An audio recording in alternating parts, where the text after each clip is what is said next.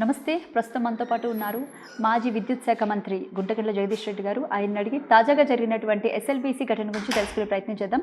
నమస్తే సార్. నమస్తే. ఎలా ఉన్నారు? రైట్. రోజు రోజుకి చూస్తున్నాం ఎస్ఎల్బీసీ ఘటన జరిగి ఇప్పటికీ దాదాపు 10 రోజులు కావస్తుంది. గతంలో శ్రీశైలం హైడ్రా పవర్ ప్రాజెక్ట్లో జరిగినటువంటి ఇన్సిడెంట్ ఏదైతే ఉందో జరిగిన ఒక్క రోజుకే మీరు మృతులని బయటికి తీసుకురావడం జరిగింది. వాళ్ళకి నష్టపరిహారం కూడా ఇవ్వడం జరిగింది. బట్ ఇప్పటికంటే ఈ ప్రమాదం జరిగి 10 రోజులుగా వస్తుంది. 10 రోజుల నుంచి మృతదేహాల్ని వెలికితీత పక్కన పెడితే ఇంకా దొరుకుతాయనే ఉద్దేశంతోనే ప్రభుత్వం మాట్లాడుతుంది. అసలు అంటే వాళ్ళ మీద ఎందుకంత చిన్న చూపు ప్రభుత్వానికి? అయితే ఒక్కటి వాస్తవమ్మ, గత 2 రోజులుగా ఈ రాష్ట్ర ప్రభుత్వం యొక్క వైఖరి కొన్ని అనుమానాలకు తావిస్తుంది. ఎందుకంటే సరే, ప్రమాదం జరిగింది, దాంట్లో ఎవరి తప్పు ఏంది, ప్రభుత్వం తొందరపాటు ఏముంది, ప్రభుత్వం నిర్లక్ష్యం ఏముంది అనేది ఒకవైపు, అసలు దాంట్లో ఉన్నోళ్ళు బ్రతికినరా చనిపోయినరా అనేది మీమాంస ఇంకొక వైపు. ఈ ఒకవైపు ఉండగా ఈ 10 రోజులుగా రాష్ట్ర ప్రభుత్వం తీసుకుంటున్న చర్యలు కూడా చాలా ఉదాసీనంగా ఉన్నాయి, చాలా నిర్లిప్తంగా ఉన్నాయి. అసలు ఏం పని జరుగుతున్నట్టు కూడా లేదు. మీడియా హడావుడి తప్ప వాస్తవానికి అక్కడ ఒక తట్ట మట్టి కూడా ఎత్తి బయట పోసింది కూడా కనపడలేదు. ఆ రోజు కేవలం మేము బీఆర్ఎస్ బృందం పోయినాడు, మేము హరీశ్రావు గారు అందరం పోయినాడు, ఒక్క చిన్న టిప్పర్లో కొంచెం అంత మట్టి తీసుకొచ్చేసేసి బయట పోసినారు. ఆ తర్వాత మళ్ళీ దొరకలేదు. ఇది ఒకవైపు. అయితే కేంద్ర బృందాలు ఏవైతే ఉన్నాయో, వచ్చి నిపుణులు ఎవరైతే ఉంటాయో, నిపుణుల బృందాలు వచ్చి పనిచేస్తే వాళ్ళే చెప్పినారు అని చెప్పి మీడియాలో హడావుడి జరిగింది. మొన్న 2 రోజుల క్రితం ఇట్లా 5 శవాల్ని ఐడెంటిఫై చేసినాము, పలానా చోట ఉన్నాయి, 3 మీటర్ల లోతు బురదలో ఉన్నాయని చెప్పినారు అని చెప్పి వార్తలు వచ్చినాయి. ఆ టెక్నాలజీ వాడి చూసినాము అన్నారని చెప్పి. కానీ గంట సేపట్లో మళ్ళీ ఆ వార్తలు తీసేసినారు.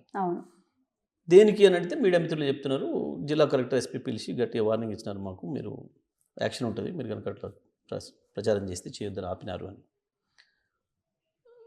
సరే, ఆ తర్వాత ముఖ్యమంత్రి వెళ్ళిన తర్వాత సందర్శించి అక్కడ ప్రకటిస్తాడేమో, ముఖ్యమంత్రి చేత ప్రకటింపజేస్తాడేమో అని అనుకున్నారు. ప్రజలంతా ఎదురు చూసినారు. ముఖ్యమంత్రి వెళ్ళొచ్చి కూడా 24 గంటలు దాటిపోయింది. ఇప్పుడు కూడా దానిపైన స్పష్టత లేదు, చెప్పడం లేదు. అంటే దీంట్లో ప్రభుత్వం ఏదో దాచిపెడుతుంది అనేది మాత్రం అనుమానాలు మొదలైనాయి ప్రజల్లో మొన్నటి నుంచి. ఎందుకనంటే నిపుణులను కూడా స్వేచ్ఛగా పనిచేయడం లేదు, వాళ్ళు ఇచ్చిన బట్టి బయటికి రానివ్వడం లేదు. ఎందుకు దాచిపెట్టాలి? జరిగిపోయింది, దాన్ని దాచిపెట్టే ప్రయత్నం ఎందుకు చేస్తున్నారు? ఏదో సంథింగ్ ఉండాలి దాని వెనకాల. టన్నల్కి సంబంధించిన కాంట్రాక్టర్ జయప్రకాష్ మీడియా ముఖంగానే ఆయన డైరెక్ట్గా చెప్పడం జరిగింది. అంటే ప్రమాదం జరిగిన చోట వాళ్ళు బయటికి రావడం కష్టం, అసలు దొరకడం కూడా కష్టం అని చెప్పేసి ఒక స్టేట్మెంట్ కూడా ఇవ్వడం జరిగింది. బట్ ప్రభుత్వం ఎందుకు దీని మీద ఇంకా ఎలాంటి? ఇక్కడే నేను అదే అంటున్నాను. ఒకవైపు కాంట్రాక్టరు ఆయన అభిప్రాయం ఆయన చెప్పిపోయినాడు. బహుశా ఆయన కూడా మరి నిపుణుల ద్వారా విని తెలుసుకొని చెప్పినాడు, ఆయన ఏదో జరిగి ఉండొచ్చు. ఎందుకంటే ఆయన కూడా ఊరికి చెప్తున్నాను నేను అనుకోవడం లేదు. నిపుణులు ఎందుకో డైరెక్ట్గా మీడియా మిత్రులకు కలిసినారు, ఏ రకంగా వాళ్ళు కూడా చెప్పినారు అని చెప్పి మనకు తెలిసింది. ఇంత స్పష్టంగా విషయం కనబడుతుంటే ఎందుకు దాచిపెట్టాలనుకుంటున్నారు? ఇంకొకటి, అసలు జరగాల్సింది ఏంది? సపోజ్ మీరు ఒక బిల్డింగ్లో ఉన్నారు, ప్రజలు ఉన్నారు, కుంగిపోయింది. అంటే బేసిక్గా టీవీఎం మిషన్ ఏదైతే ఉందో, నేను ఏమంటుందంటే కూలిపోయింది, అందులో మనుషులు చిక్కిపోయినారు అన్నప్పుడు ఇమ్మీడియట్గా చేయాల్సిన పని ఏందేమో, ఒక సెకండ్లో ఎవరికైనా రావాల్సిన ఆలోచన ఆ డెబ్రిస్ని ఎంత తొందరగా తీసేయాలని కదా. అవును, వాటిని తీసే అక్కడ ఆ లోపల ఉన్న వాళ్ళని రక్షించుకోవడం, వీలైతే బతుకుంటే రక్షించుకునే ప్రయత్నం, లేదంటే బాడీస్ని తీసే ప్రయత్నం ఏదో చేస్తారు. అవును, ఇప్పటి వరకు కూడా కనపడలేదు రాష్ట్ర ప్రభుత్వం నుంచి. 10 రోజులుగా ఆ ప్రయత్నం వెళ్ళలేదు. అసలు ఒక 30 మట్టి తీయాలి. అంటే 4 మందిని తీసుకురావచ్చు, మనకు చాలా మ్యాన్ పవర్ ఉంది. 4 బృందాలు కష్టపడుతున్నాయి అక్కడ. ఎస్ఆర్డిఎఫ్ కానీ, ఎన్డీఆర్ఎఫ్ కానీ, లేకపోతే ఎల్ఎన్టీ కానీ, లేకపోతే సింగరేణి వాళ్ళు కానీ. అంటే దాదాపు 10 రోజుల నుంచి 4 బృందాలు కష్టపడుతున్నారంటే మినిమం కనీసం ఇంతైనా సరే ఐడెంటిఫికేషన్ చేయాలి కదా ఇప్పటి వరకు. నేను అనేది ఏంటంటే పని చేయనియాలి కదా వాళ్ళని. నేను మీడియాలో ఈ బృందం వచ్చింది, ఆ బృందం వచ్చింది, పోయింది అని చెప్పి ఆ మీడియాను బయట పెట్టి చూపిస్తున్నారు తప్ప వాళ్ళని ఎందుకు స్వేచ్ఛగా పని చేయనివ్వడం లేదు, వాళ్ళు చేసిన వాటి ఫలితాలను ఎందుకు బయటకు రానివ్వడం లేదు అనేది కూడా చర్చ ఇప్పుడు ఇక్కడ మనకు కనబడుతుంది స్పష్టంగా. 10 మంది చేసే కాడ 50 మందిని పెంచవచ్చు. మేము ఆ రోజు హరీశ్రావు గారు మేమందరం మా బీఆర్ఎస్ బృందం వెళ్ళినాడు, అడిగినాం అక్కడ ఉన్న వాళ్ళని, ఎన్డీఆర్ బృందాన్ని వాళ్ళని, మీరు ఈ లెక్కన తీస్తే ఎన్ని రోజుల్లో దీన్ని చేయగలుగుతారు అని అంటే, మంత్రి గారు ఏమో 2 రోజుల్లో తీస్తామని చెప్పినాడు. మీరు నిజంగా మీ లెక్క ప్రకారం ఎన్ని రోజులు పడుతుంది అని అంటే, వాళ్ళు చాలా స్పీడ్గా చేస్తే కూడా ఒక 15 రోజులు పడుతుందన్నమాట అనుకొచ్చినారు. ఇది చెప్పకూడదు మేము బయటకని మళ్ళీ భయపడ్డారు. ఆ చిట్ చాట్లో ఓ మాట అన్నారు, టైం పడుతుంది. ఒకవేళ మరి ఇప్పుడు వీళ్ళు ఎంతమంది ఉన్నారు అంటే 50 మంది పనిచేస్తున్నారు ఇప్పుడు లోపల పోయినా అన్నారు. వీళ్ళు పెంచుకునే అవకాశం ఉందా, పెంచితే కూడా ఎక్కువ మంది లోపల పనిచేసే అవకాశం ఉందా అంటే చేయవచ్చు, 300-400 మందికి కూడా పనిచేయవచ్చు అవకాశం ఉంది అని చెప్పినారు. మరి మనకు అవతల ఉన్నారు కదా, ఎస్సీసీఎల్లో కావచ్చు, ఇతర ప్రాంతాల్లో పనిచేస్తున్న మైన్స్లో పనిచేస్తున్న మిత్రులు కార్మికులు చాలామంది ఉన్నారు, అనుభవజ్ఞులు. వాళ్ళందరూ కూడా తీసుకొచ్చుకుంటే ఇంకా తొందరగా తీసే అవకాశం ఉంది కదా అంటే చేయొచ్చు సార్ అన్నారు. కానీ జరగాల్సింది చేయాల్సింది రాష్ట్ర ప్రభుత్వం సరైన ఖర్చుకు పద్ధతుల్లో వెనకాడుతుందా పనిచేయట్లేదు. లేకపోతే దేనికోసం వెనకడుగు వేస్తుంది? రాష్ట్ర ప్రభుత్వం ఎందుకో క్రియాశూన్యంగా ఉంది, ఒక నిర్లిప్తంగా ఉంది. ఆ రోజే మేము చెప్పినాం, హరీష్ రావు గారు చెప్పిన కోఆర్డినేషన్ లోపం కనబడుతుంది, సమన్వయం లోపం కనబడుతుంది, నిర్ణయాలు తీసుకునే విషయంలో ప్రభుత్వం వెనక ముందు ఆడుతుంది, ఏదో లోపం జరుగుతుంది, అందుకే ముఖ్యమంత్రికి కూడా దీన్ని దృష్టి పెట్టాలి అని చెప్పి ఆ రోజు స్పష్టంగా చెప్పొచ్చినాం. కానీ పోయిండు ముఖ్యమంత్రి, పోయిండు, అధికారులకు ఏం చెప్పిండు ఏమి లేదు, చిల్లర మాటలు మీడియాలో మాట్లాడొచ్చిండు. చిల్లర రాజకీయాలు, చిల్లర మాటలు, షో పుటపులు, దాని ముందడి పోయి మంత్రులు ఫోటోలు దిగి పంపడాలు తప్ప వాస్తవానికి సహాయక చర్యలకు సంబంధించి పైసా పని కూడా ముందుకు పోలేదు. ఇప్పుడు రైట్. అయితే కోమటిరెడ్డి వెంకటరెడ్డి గారి వైఖరిని మీరు ఏ విధంగా చూస్తారు? ఆయన అక్కడికి వెళ్ళి దాదాపు 4-5 రోజుల నుంచి అక్కడే ఉండి ఆయన చేసినటువంటి కొన్ని విన్యాసాలు కానివ్వండి, ప్రెస్ మీట్లో చెప్పినటువంటి మాటలు మీరు అసలు ఏ విధంగా చూస్తారు? వాస్తవానికి దాని గురించి మాట్లాడుకోవడం అంత అవసరం నేను అనుకోవడం లేదు. అవసరం లేదు, బట్ ఏంటంటే మంత్రులలో ప్రజలకి అతి చీప్గా ప్రవర్తిస్తున్న మంత్రి ఆయన, ఎప్పుడు చూసినా స్పృహలో లేకుండా ఉంటున్న మంత్రి ఆయన. ఈ వాళ్ళ దాంట్లోనే వాళ్ళ పార్టీ వాళ్ళే వీళ్ళని ఎందుకు పంపిరు సార్ ఇక్కడికి, అనవసరంగా వీళ్ళని పని చేసుకుంటూ కూడా చెడగొడుతున్నారు అంటే. ఊళ్ళలో జనరల్గా ఒక సీరియస్గా పని జరుగుతున్నప్పుడు అందులో ఒక ఆయన బాగా తాగొచ్చి అరుస్తుంటూ ఉంటారు చూడండి ఊళ్ళల్లో, వాళ్ళను చూసి అట్లా చీప్గా బయట నెట్టేస్తుంటారు, అరే మీరు తాగుతుడు అసలు తీసుకుపోరా అని చెప్పి అంటుంటారు. గట్ల ఉంది ఈయన ప్రవర్తన అక్కడ. ఇక దాని గురించి ఎందుకు అమ్మకంత సీరియస్గా పాపం. రైట్. అయితే రేవంత్ రెడ్డి గారు చేసినటువంటి కామెంట్స్ ఏవైతే ఉన్నాయో, గత 10 ఏళ్లలో బీఆర్ఎస్ ప్రభుత్వం అసలు ఈ టనల్ని పూర్తి చేయకపోవడానికి కారణం ఏంటి అని చెప్పేసి అని క్వశ్చన్ చేయడం జరిగింది. అలాగే దాని గురించి కూడా మాట్లాడడం జరిగింది. ఈ రోజు 8 మంది చనిపోవడానికి గల కారణం బీఆర్ఎస్ పార్టీ అని అంటున్నారు. ఎట్లయితే బుర్రనోడు కూడా అన్నమాట. కానీ పని జరగకపోవడానికి కారణం స్పష్టంగా ఉంది, మేము చెప్తున్నాం. ఒకటి, టెక్నాలజీనే తప్పుడు టెక్నాలజీ పెట్టిండ్రు. ప్రపంచంలో ఈ టెక్నాలజీతో ఇప్పటి వరకు సక్సెస్ఫుల్గా ఈ 40 కిలోమీటర్ల సొరంగం తోమినవాడు ఎవడు లేడు. 44 కిలోమీటర్లు ఎవడు కూడా లేడు ఇప్పటి వరకు. మొదటిది అదొకటి. నల్గొండ జిల్లాకు నీళ్ళు ఇచ్చే ఉద్దేశం లేక శ్రీశైలంను మొత్తం హస్తగతం చేసుకోవాలన్న దురుద్దేశంతోనే ఆనాటి సమైక్యాంధ్ర పాలకులు చేసిన కుట్రలో భాగంగా పెట్టింది ఈ టెక్నాలజీ అని చెప్పి మేము స్పష్టంగా చెప్పినాం తెలంగాణ వాదులుగా. ఆ రోజు నుంచి కూడా మేము అది వాస్తవం నిరూపించబడింది. 2 విషయాలు. ఒకటి, ఇన్లెట్లో ప్రతి సంవత్సరం కూడా నీళ్ళ వల్ల వచ్చే ఇబ్బంది, నీళ్ళ ఊట వల్ల వచ్చే ఇబ్బంది. కృష్ణ కనుక పూర్తి స్థాయిలో ప్రవహిస్తే శ్రీశైలం నిండా ఉంటే నీళ్లు ఇందులో పనిచేయనీయదు. నిమిషానికి దాదాపు సాధారణంగా పరిస్థితులలో వస్తేనేమో 5,000 లీటర్ల నీళ్ళు వస్తున్నాయి ఒక నిమిషానికి. ఈ మధ్యకాలంలో ఈ వరదలు వచ్చినప్పుడు 10,000 లీటర్ల వరకు కూడా నీళ్ళు వస్తున్నాయి. నీళ్ళని తిరిగి ఎత్తి బయటికి పోవడం అనేది అతి కష్టమైన ప్రక్రియ అయిపోయింది వాళ్ళకి, కాంట్రాక్టర్కి. ఇంకొక వైపు ఆ టన్నెల్ బోరింగ్ మిషన్కి సంబంధించిన బేరింగ్ ఏదైతే ఉంటుందో, ఆ బేరింగ్ ఒక్కసారి పోతే దాదాపు 2 సంవత్సరాల పైన పడుతుంది. మళ్ళీ అది అమెరికా నుంచే రావాలి, ఇక్కడెక్కడ చేయడానికి లేదు, అమెరికా నుంచి మాత్రమే రావాలి. టీఆర్ఎస్ ప్రభుత్వం వచ్చిన తర్వాత 2 సార్లు బేరింగ్లు పోయినాయి. ప్రతిసారి 2 సంవత్సరాలు పైగా పని ఆగిపోయింది. ఈ వైపు గత 5 సంవత్సరాలుగా నీళ్ళు ఏ ఒక్కరోజు కూడా డిఫ్లీట్ కాలే. ఎన్ని నీళ్ళు తోడుతూ ఉన్నారో మళ్ళీ అంతకంటే ఎక్కువ నీళ్ళు ఊరుతూనే ఉన్నాయి. దాని దగ్గర పోవడం కూడా వీలు కాలే మెషిన్ పని చేయడానికి. అటువంటి టెక్నాలజీని పెట్టినారు వీళ్ళు.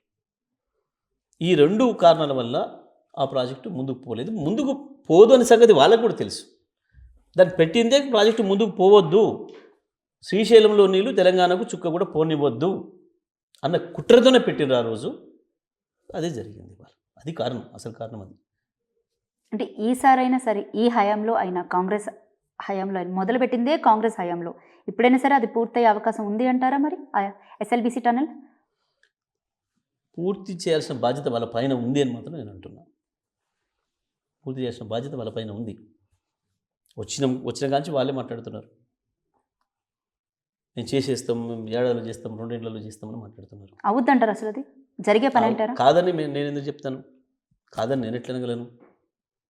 అవుద్దని వాళ్ళకి విశ్వాసం ఉంది, మేము చేస్తామంటున్నారు. ఇప్పుడు చేయాల్సిన బాధ్యత కూడా ప్రభుత్వం పైన ఉంది. మేము కూడా ప్రయత్నం చేసినాం, పూర్తి చేయాలని ప్రయత్నం చేసినాం. వాళ్ళు ఎంత కుట్రతో పెట్టినా పూర్తి చేయాలని మేము చిత్తశుద్ధితో ప్రయత్నం చేసినాం. కానీ టెక్నాలజీ వల్ల వచ్చిన ఆటంకం, ప్రకృతి వల్ల, నీళ్ళ వల్ల వచ్చిన ఆటంకం, ఈ రెండింటి వల్ల సాధ్యం కాలేదు. రైట్. మరొక విషయం చెప్పండి సార్, ఆ టన్నల్లో చిక్కుకున్నటువంటి 8 మంది అసలు సురక్షితంగా బయటకు వచ్చే ఛాన్స్ లేదని అయితే ఇందాకే మాట్లాడుకున్నాం. బట్ వాళ్ళు అసలు దొరికే అవకాశం ఒకటమ్మా, నేను ఇప్పుడు ఆ మాట నేను అనలేను. ఎందుకనంటే అక్కడ పోయి చూసిన వాళ్ళు, నిపుణులు అందరూ కూడా మాట చెప్తున్నారు. అసలు నిపుణులు డైరెక్ట్గా మేము శవాన్ని చూసినామని చెప్తే కూడా ప్రభుత్వం నోరు మోయిస్తుంది వాళ్ళను. నిపుణులను కూడా స్వేచ్ఛగా పనిచేయడం లేదు. పేరుకి ఎన్డీఆర్ఎఫ్ని పిలిచినాం, వాళ్ళని పిలిచినాం, వీళ్ళని పిలిచినామని చెప్తున్నారు. బట్ వాళ్ళని కూడా స్వేచ్ఛగా పని చేయడం లేదు. వాళ్ళకు కూడా బెడ్లు వేస్తున్నారు, వాళ్ళ నోర్లకు తాళాలు వేస్తున్నారు. మనకు కనబడుతుంది కదా. వాళ్ళే కదా మీ అందరి మీడియా మిత్రులకు చెప్పినారు, మేము చూసినాం ఇట్లా మా పరిశోధనలు ఇది వచ్చింది అని. మీరు చెప్పొద్దు బయటికి అని చెప్పేసి బ్రేక్ చేసినారు. అంటే ఈ రాష్ట్ర ప్రభుత్వానికి చిత్తశుద్ధి లేకుండా రాష్ట్ర ప్రభుత్వం కొన్ని విషయాలు దాచిపెట్టే ప్రయత్నం చేస్తున్నప్పుడు మనం ఎవరు మాట్లాడుకున్నా ఇప్పుడు ఉపయోగం లేదు. కొంతకాలం చూసిన తర్వాత ఈ ప్రజలు ఒక నిర్ణయం కావాల్సి వస్తుంది. అప్పుడు ప్రతిపక్షంగా మేము కూడా నిర్ణయం కావాల్సి వస్తుంది. రైట్. రేవంత్ రెడ్డి గారు మాట్లాడినటువంటి కొన్ని మాటలు, బీజేపీ పార్టీ మీద చేసినటువంటి కామెంట్స్ ఏవైతే ఉన్నాయో, మోడీ గారిని కలిసి వచ్చారు, దాని తర్వాత కిషన్ రెడ్డి గారి మీద కామెంట్స్ చేశారు. మోడీకి ఈ రాష్ట్రంలో అసలైన కార్యకర్త రేవంత్ రెడ్డి అనే మాట మేము బీఆర్ఎస్ పార్టీ మొదటి చెప్తున్నాం. మోడీ ఆశీస్సులతోనే ఈయన చాలా దుర్మార్గాలు చేస్తూ ఉన్నాడు, ఇక్కడ కొనసాగుతున్నాయి అని కూడా చెప్తా ఉన్నాం. మేము గత కొంతకాలంగా తెలంగాణలో కాంగ్రెస్ పార్టీ లేదు, మోడీకి ఏ టీం బి టీం వీళ్ళిద్దరే ఇక్కడనమాట మేము స్పష్టంగా చెప్పినాం. ఇప్పుడు అది వాస్తవం అని చెప్పి బయటకు వచ్చేసింది. బహిరంగంగా రేవంత్ రెడ్డి మాట్లాడుతున్న మనకు అర్థమవుతుంది. గత 5 రోజుల క్రితం ఏదైతే మోడీని కలిసి వచ్చిండో అయినా గంటసేపు ఏకాంతంగా పట్టి విక్రమార్కలు లేకుండా, అక్కడ కుదిరిన ఒప్పందమా, అక్కడ మోడీ నుంచి వచ్చిన ఆదేశాల ఇంకొకట, దాని తర్వాత చాలా స్పష్టంగా బయటపడుతున్నాడు రేవంత్ రెడ్డి. మోడీని పొగుడుతున్నాడు, ఈ రాష్ట్ర కాంగ్రెస్ని తిడుతున్నాడు, కిషన్ రెడ్డిని తిడుతున్నాడు సందర్భం లేకుండా. కొత్తగా ఇయ్యాల కిషన్ రెడ్డి కేంద్ర మంత్రి కాలేదు, కేంద్ర మంత్రి అయిపోయి కూడా ఎంత సంవత్సరం కావస్తూ ఉంది. తెల్లవారి నుంచి లేని మాటలు, నిన్న లేని మాటలు ఇవాళ మోడీని కలిసిన తర్వాతనే వస్తున్నాయి. కిషన్ రెడ్డి మోడీ ఇస్తానంటున్నాడు కానీ కిషన్ రెడ్డి సైంధవుడిలాగా అడ్డుపడుతున్నాడు అని, మోడీ ఎక్కడ కేంద్రంలో ప్రతిపాదన పెట్టినట్టు కానీ, ఇవ్వడానికి ఒక ఆర్డర్ ఇచ్చినట్టు కానీ, అది వస్తుంటే మధ్యలో కిషన్ రెడ్డి అడ్డం పోయినట్టు కానీ మనం చూడలేదు, మనకు కనపడలేదు. కానీ మోడీకి ఒక సందేశం ఇవ్వదలుచుకున్నాడు రేవంత్ రెడ్డి. కిషన్ రెడ్డి కంటే కూడా నేనే నీకు నమ్మకమైన శిష్యుణ్ణి, నేనే నీకు అసలైన ప్రేమికుణ్ణి అని చెప్పి ఇండికేషన్ ఇస్తున్నాడు రేవంత్ రెడ్డి. త్వరలోనే ఆయన బీజేపీ పార్టీకి వెళ్తున్నారేమో. బీజేపీ పార్టీకి వెళ్తున్నాడని నేనేం అనడం లేదు. కాంగ్రెస్లోనే ఉంటూ మోడీకి కోర్టుగా పనిచేయచ్చు. ఓ పక్క నుంచి ఏమో కాంగ్రెస్ పార్టీ వాళ్ళు బీఆర్ఎస్ పార్టీ బీజేపీ పార్టీ ఒకటే అని కామెంట్స్ చేస్తున్నారు. మరి మేము ఇట్లాంటి మాట్లాడినామా ఎప్పుడన్నా? మోడీ చాలా ఇద్దాం అనుకుంటుండే కానీ పలానోడు ఆపిండు, మోడీ చాలా మంచి మనసే ఉంది కానీ మధ్యలో సైన్యంలో అడ్డుపడుతున్నారు, మేము ఎప్పుడన్నా మాట్లాడినామా? కేసు మా మీద పెడుతున్నారు, మా మీద దాడి చేస్తున్నారు బీజేపీ వాళ్ళు, కానీ బీజేపీ మీద కాంగ్రెస్ మీద చేస్తున్నారా? ఇప్పుడు ఇద్దరు మంచి లవ్ బర్డ్స్ లాగా కనబడుతూనే ఉన్నాయి. నేనే అంటే నేనే ప్రేమికుని. ఇప్పుడు ఊర్లలో నా మోడీ అంటే నా మోడీ అని పంచాయతీ పెట్టుకున్నట్టు, ఇప్పుడు నేనే మోడీ దగ్గర అంటే నేనే మోడీ దగ్గర అని చెప్పి పంచాయతీ పెట్టుకుంటుంది కిషన్ రెడ్డి రేవంత్ రెడ్డి. అమ్మేమా అంత స్పష్టంగా కనబడుతుంటే ఆడ ఇంకా దాచిపెట్టేది ఏముందమ్మా? ఇందులో కొత్తగా మనకు అనుకోవాల్సిన రహస్యం ఏముంది? ఇందులో చాలా స్పష్టంగా కిషన్ రెడ్డి కంటే కూడా నేనే అసలైన ప్రేమికుని మోడీకి అని రేవంత్ రెడ్డి చెప్తున్నాడు. ఇంక ఇలా ఏముందమ్మా మనం చర్చ చేయడానికి? ఇంకా బయటపడిపోయాడు. దాదాపు 15 నెలల కాలం పాటు కాంగ్రెస్ పాలన జరిగింది. సో ఈ 15 నెలల కాలం పాటులో 6 గ్యారెంటీలు కూడా అందుతున్నాయి. అలాగే రైతులకు నీళ్లు వస్తున్నాయి, కరెంటు ఇస్తున్నాము సక్రమంగా, రైతు భరోసా ఇస్తున్నామని గప్పాలు కొట్టుకుంటుంది కాంగ్రెస్ పార్టీ. దీని మీద మీ కామెంట్ ఏంటి సార్? కొంచెం మొరటి సామర్థ్యాలు ఉంటాయి కానీ చెప్తే బాగుండదు కానీ పర్లేదు సార్. రేవంత్ రెడ్డి మాటలు చూసి ఊళ్ళలో జనం నవ్వుకుంటున్నారు, తిట్టుకుంటున్నారు. నేను ఒకటే మాట నేను ఛాలెంజ్ చేసిన ఇంతకుముందు మీడియాలో, నేను విన్నాను సార్. అదే కూడా విన్నాను. రేవంత్ రెడ్డి అబద్ధాలకు అంతు లేదు. అసలు ఆయన ఆనాడు మొదటి నుంచి కూడా అబద్ధాలే రేవంత్ రెడ్డికి ఆయుధం. అబద్ధాలే ఆయన పెట్టుబడి రేవంత్ రెడ్డికి అందరికీ తెలుసు పైన. కానీ ఇప్పుడు ప్రజలకు అర్థమైపోయింది స్పష్టంగా రేవంత్ రెడ్డి కాదు ఈయన పేరు అబద్ధాల రెడ్డి అని. నిన్న మాట్లాడిన దాని తర్వాత నాకు కొంచెం మాట్లాడాల్సిన అవసరం ఉంది అనిపించింది. ఎందుకంటే ప్రజలు నన్ను అడుగుతున్నారు. ఆ స్టేట్మెంట్ చూసి అక్కడే ఉన్న వాళ్ళు అడిగినారు. ఎందుకంటే మేము అక్కడ కూర్చొని ఉండగానే కరెంటు పోయింది.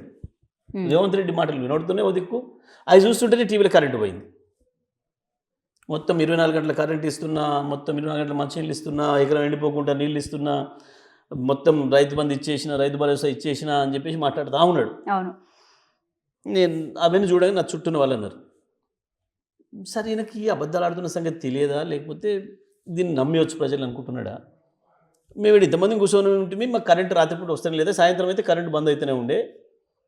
ఒక్కోసారి 5ంటికి బంద్ అవుతుంది ఈ మధ్యకాలంలో, అంతకుముందు 6ంటికి బంద్ అయ్యేది రాత్రి కరెంటు, మళ్ళీ 12 గంటలకు వచ్చేది, మళ్ళీ పొద్దుగాల బంద్ అయ్యేది వ్యవసాయ కరెంటు. మోటార్లు కాలిపోవడానికి అయితే అంతే లేదు, పోదాం మోటార్ షాప్ కావాలంటే మేము చూపిస్తాం, ఎన్ని ఉన్నాయి ఒక్కొక్క షాప్లో కాలిపోయిన మోటార్లు. ఈ మధ్య ఇప్పుడు మాది నడుస్తుందన్న గిరాకీ అని అంటున్నారు, వాళ్ళు జోకులు వేస్తున్నారు మోటార్ షాపులో అని చెప్పి చర్చ జరిగింది అక్కడ. ఇవన్నీ కూడా నేను అక్కడ కూర్చొని ఉండగానే పవర్ పోయింది నేను మాట్లాడుతున్నప్పుడు. నేను ఒకటే మాట చెప్పాను, అందుకే ఈ రోజు వరకు నువ్వు వచ్చిన దగ్గర నుంచి ఒక్కరోజు ఏదైనా ఒక్కరోజు ఈ 15-16 నెలల కాలంలో ఒక్కరోజు నాడు ఏదైనా రికార్డు చూపిస్తే 24 గంటల విద్యుత్తు ఈరోజు నిరాఘాటంగా ఇచ్చిన రైతులతో సహా అందరికీ అంటే నేను ఎమ్మెల్యేగా రాజీనామా చేసేసి పోతా అని చెప్పిన, రాజకీయాల నుంచి విత్డ్రా చేసుకుంటా అని చెప్పిన. ఇంకా ఇది జాలిగా సమాధానం రేవంత్ రెడ్డికి. ఇప్పుడు నాది చూస్తున్న ప్రజలు రేవంత్ రెడ్డి కూడా విన్నారు. వాళ్ళు కూడా సవాల్ చేస్తే సంతోషం, నేను రెడీ. ఒక్కరోజు రికార్డు తీసి ఉంచిన, ఒక్కరోజు ఈ రోజు వరకు రేవంత్ రెడ్డి ముఖ్యమంత్రిగా ప్రమాణ స్వీకారం చేసిన రోజు నుంచి ఈ రోజు వరకు ఏ ఒక్క రోజైనా 24 గంటల విద్యుత్తు అన్ని రంగాల వినియోగదారులకు ఇంక్లూడింగ్ రైతాంగం వ్యవసాయ కరెంటుతో సహా ఇచ్చినట్టయితే నేను సిద్ధంగా ఉన్నాను చెప్తున్నాను. చలో చాలా, ఇంతకుమించి ఏం కావాలి? నువ్వు చెప్పింది అబద్ధం రేవంత్ అని చెప్తాను. నేను ఇంత బలంగా చెప్తాను. ప్రజలు వింటున్నారు, నీది వింటున్నారు, నాది వింటున్నారు. చలో let them go to the people. మీరు పోయి అడగండి, మీడియా మిత్రులు పోయి అడగండి, రేవంత్ రెడ్డికి ఇట్లా అన్నాడు, జగదీష్కి ఇట్లా అన్నాడు, ఎవరిది నిజం? ఒక్కరు చెప్పినా చాలు ఈ రాష్ట్రంలో, కాంగ్రెస్ పార్టీ కార్యకర్తతో సహా, నా మీద పోటీ చేసిన వాళ్ళతో సహా ఎవరైనా ఒక్కరు చెప్పినా 24 గంటలు మేము విద్యుత్తును చూసినాం రేవంత్ రెడ్డి వచ్చిన తర్వాత, మా ఇంట్లో పోకుండా అని చెప్తే చాలు, రికార్డు చూపిస్తే చాలు. లాస్ట్ అండ్ ఫైనల్గా ఒక క్వశ్చన్ సార్, కాంగ్రెస్ పార్టీ వచ్చిన దగ్గర నుంచి తెలంగాణ రాష్ట్రంలోని ఈ మధ్య కాలంలో కుల రాజకీయాలు ఎక్కువైపోయాయి. బేసిక్గా ఒక వర్గాన్ని బాగా కించపరుస్తూ మాట్లాడుతున్నారు. సో అదే పనిగా మాట్లాడడం, దాన్ని మీరు అసలు ఏ విధంగా చూస్తారు? అమ్మ, మొదలు నాకు కులాల గురించి మాట్లాడడం ఇష్టం ఉండదు. కరెక్ట్. అంటే ఇన్నాళ్ళు లేని తెలంగాణ, ఇన్నాళ్ళు లేదు ఇక్కడ. నేను కులం అనేది తెలియకుండా పెరిగినవాడిని. నేను దురదృష్టం ఇండియాలో ఎందుకో పుట్టుకతోనే కులం వస్తుంది, అది బాధాకరమైన విషయం. ఎక్కడ ఉండదు ప్రపంచంలో. ఇప్పటి వరకు తెలంగాణ రాష్ట్రంలో ఎప్పుడు ఉన్నది. కొన్ని రాష్ట్రాల్లో ముందుకు వచ్చింది, మనం చూసినాం. కొన్ని చోట్ల కొంత చైతన్యవంతమైన సమాజాలు ఉన్న కాడ అది రాలేదు ఆ ప్రస్తావనలు. దురదృష్టవశాత్తు ఈ మధ్యకాలంలో రాజకీయాలు చేయాలంటే గతంలోనేమో సిద్ధాంతాల ప్రాతిపదికన ప్రజల ఆదరణ పొంది వాళ్ళ పని విధానం చూయించుకొని దాని నుంచి రాజకీయాలు పైకి వచ్చారు. ఈ మధ్యకాలంలో కులాన్ని వాడుతున్నారు. నా ఉద్దేశంలోనైతే రాజకీయాల కొరకు లేదా పదవుల కొరకు, పదవిలో ఉన్నవాడి దగ్గరికి పోవడం కొరకు కులాన్ని వాడుకోవడం మించిన ఒక బలహీనమైన ప్రక్రియ ఇంకొకటి లేదు వాస్తవానికి. ఏ ఆధారం లేకుండా, తనకి ఏ క్వాలిటీ లేకుండా వాడే ఆయుధం కులం చివరికి. కానీ పదవుల్లో ఉన్నవాళ్ళు, అధికారంలో ఉన్నవాళ్ళు కులాల గురించి ప్రస్తావించడం, కులాల గురించి మాట్లాడడం అనేది మాత్రం చాలా గలీజ్ విషయం. అది నాకు నచ్చదు, అది మంచిది కాదు. ప్రజలే అర్థం చేసుకుంటారు. ఆ రకంగా ఒక కులాన్ని కించపరిచే విధంగా ఇంకోరు మాట్లాడడం, పదవులలో అధికారంలో ఉన్న వాళ్ళు కూడా కులాన్ని వాడటం అనేది మంచి ప్రక్రియ కాదు. ఇది ఎందుకో దురదృష్టవశాత్తు ఈ మధ్యకాలంలో తెలంగాణలో కొంత పెరిగింది వాస్తవం.